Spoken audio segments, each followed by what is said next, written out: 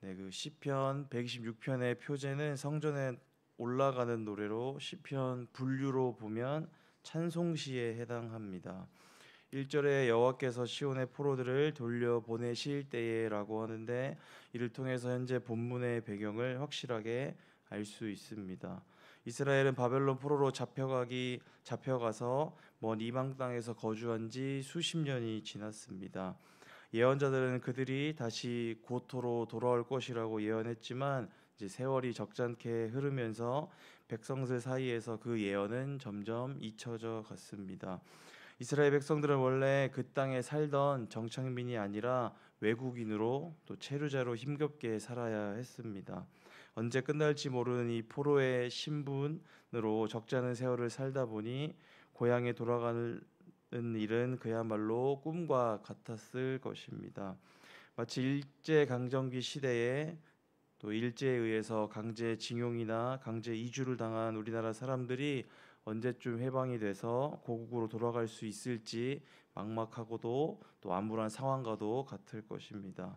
그런데 그 꿈만 같았던 일이 실제로 이루어진 것입니다. 마치 하나님께서 약속하신 대로 이스라엘은 본토로 돌아오게 되었습니다. 그 기쁨과 또 감격을 가득 안고 그들은 지금 하나님께서 계신 성전에 올라간 것입니다. 그들의 입에는 웃음과 찬양의 함성으로 가득 찼습니다. 또한 다른 나라의 백성들도 입을 모아 하나님께서 그들의 편이 되셔서 큰 일을 행하셨다라고 말합니다. 그리고 이들은 이렇게 고백합니다. 하나님께서 우리를 위해 크고 놀라운 일을 행하셨네. 이로 인하여 우리는 얼마나 기뻤던가라고 연신 감탄하는 이스라엘 백성들의 모습이 오늘 본문에 나오는 것입니다. 하나님께서 이스라엘 백성들에게 행하신 크고 놀라운 일들을 오늘 우리에게도 행하실 줄 믿습니다. 이스라엘 백성들을 다시 회복하시겠다고 약속하신 하나님께서 오늘 우리에게도 동일하게 약속하시고 또 우리의 삶을 인도하십니다. 지금까지 살아오시면서 어떠셨습니까? 하나님께서 우리의 삶을 인도하지 않으셨던 적이 있었습니까? 하나님은 언제나 우리의 삶을 인도하셨습니다. 그리고 하나님은 우리의 삶의 주인이 되기를 원하십니다.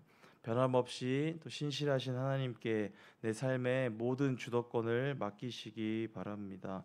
하나님께서 진정 우리를 웃게 하실 것입니다. 하나님만이 우리를 진정으로 행복하게 하실 수 있습니다. 오늘 하루도 하나님께서 일하실 것을 기대하고 소망하는 우리 모두가 되기를 원합니다. 이제 4절부터 6절의 내용을 살펴보겠습니다. 눈물로 씨를 뿌리는 자의 기도와 확신에 대해서 이야기합니다. 앞절에서 기쁨을 노래했는데 무슨 일인지 눈물을 흘리는 장면이 묘사됩니다.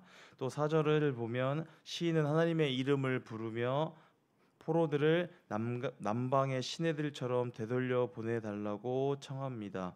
이는 네겝의 시내들이 다시 물이 흐르듯이 포로로 잡혀간 자들을 돌려 보내달라는 요청입니다. 네겝 지역은 1년 내내 거의 비가 내리지 않는다고 합니다. 그래서 시내들은 내내 말라 있다가 이제 겨울철 우기가 되면 순식간에 물이 불어나서 범람하는 특징을 지니고 있습니다. 따라서 시인은 네겝들 시내들처럼 우리의 미래를 단번에 회복해 달라고 도움을 구하는 것입니다. 그토록 바라는 고토에 이제 이스라엘 백성들이 돌아왔지만 황폐한 그 땅을 다시 일궈가는 일은 결코 쉬운 일이 아니었습니다. 이러한 포로 후기 이스라엘 백성들의 삶을 고려해 본다면 범람하는 홍수처럼 하나님께서 자신들의 삶에 대반전을 일으켜 주시기를 구하는 것입니다.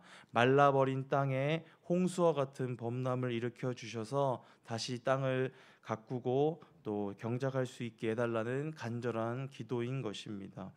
이 기도는 나는 아무것도 하지 않으면서 그저 하나님께서 해주시기만을 바라는 요행을 부리는 것이 아닙니다. 5절을 보면 눈물로 씨를 뿌린다고 합니다. 하나님께서 또 기쁨으로 그 곡식단을 거두게 하실 것을 믿고 간절히 씨를 뿌리는 노력을 하겠다는 의미입니다. 하나님께서 회복시키시고 또 새롭게 하실 것을 믿으며 최선을 다해서 나에게 주신 삶을 살아가겠다는 또 결연한 믿음의 고백인 것입니다. 오늘 하루 우리도 하나님께 소망을 두고 최선을 다해서 살아가는 우리의 삶이 되기를 소망합니다. 눈물로 씨를 뿌리는 자에게 반드시 기쁨으로 거두게 하실 하나님을 믿고 신뢰하는 우리 모두가 되기를 바랍니다. 하나님께서 오늘도 일하실 것입니다. 하나님께 기대와 소망을 두고 조금 더 인내하며 힘내시기를 바랍니다. 이제 127편의 말씀을 보겠습니다. 우선 이 시의 표제는 솔로몬의 시라고 되어 있고 시편 126편과 마찬가지로 성전에 올라가는 노래라고 되어 있습니다. 보통 순례자들이 성전에 올라가는 때는 유월절과 같은 주요 절기들이 있는 축제 때 또 참여하기 위해서 올라갔습니다. 그러나 1절의 도입부를 보면 여호와께서 하시지 않으면이라는 말로 시작하고 반복이 됩니다. 그리고 이어지는 내용들을 보면 여호와께서 집을 짓지 않으시면 세우는 자의 수고가 헛되고 여호와께서 성을 지키지 않으시면 파수꾼의 깨어 있음이 헛되다고 합니다. 여기서 말하는 집은 성전을 뜻할 수도 있고 또 성은 도시를 의미하는데 도시가 세워진 다양한 집들을 가리킨다고 할 수 있습니다. 그리고 시인은 이 모든 수고가 헛되다고 합니다. 이 구절들의 핵심은 사람의 수고로움이 하나님의 개입이 없이는 쓸모가 없다는 것을 말하고 있습니다.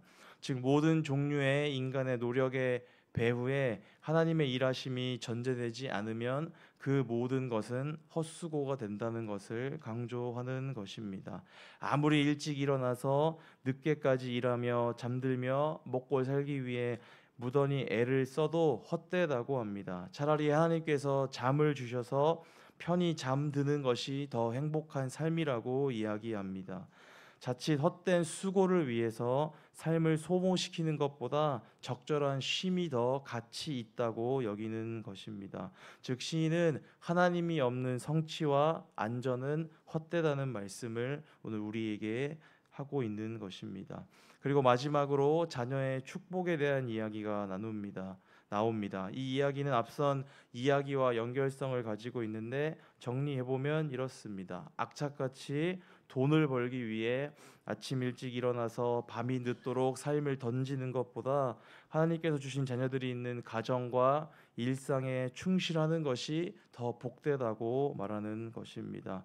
요즘 우리 사회를 보면 이와 전혀 반대로 가고 있는 것 같습니다. 돈을 위해서 더 먹고 더 잘 살기 위해서 더 좋은 것, 더 많은 것을 가지기 위해서 많은 사람들이 이미 가정을 꾸리는 것을 포기하고 또 혼자 살기를 또 자처하는 것이 우리나라 사람들의 모습인 것 같습니다. 애를 많이 낳고 사는 집에 예전에는 뭐 대단하다, 뭐 보기 좋다 이런 말들을 많이 했지만 요즘은 저 집에 돈이 많은가 보다, 애들한테 들어가는 돈이 많은데 대단하다 이렇게 얘기하는 걸 보면 이제 우리나라 사람들의 이러한 모습이 좀 상식이 된 것만 같은 그런 현실을 바라보게 되는 것 같습니다. 저의 화살통에는 하나님께서 주신 두 발의 화살이 있습니다. 하나님께서 주신 귀한 자녀들을 하나님의 자녀답게 잘 양육하고 더욱 기도하여서 진실하게 또 살아가야겠다는 다짐과 고백을 해봅니다. 우리의 인생 하나님이 계시지 않으면 아무 소용이 없습니다. 상황과 환경이 문제가 아니라 하나님께서 내 마음의 중심에 있으신가를 바라볼 수 있는 오늘 하루가 되기를 원합니다. 문제는 내 마음입니다. 하나님을 중심에 모시고 오늘 하루 하나님과 함께 동행하는 우리의 삶이 되기를 간절히 소망합니다. 기도하겠습니다. 하나님 아버지 감사합니다.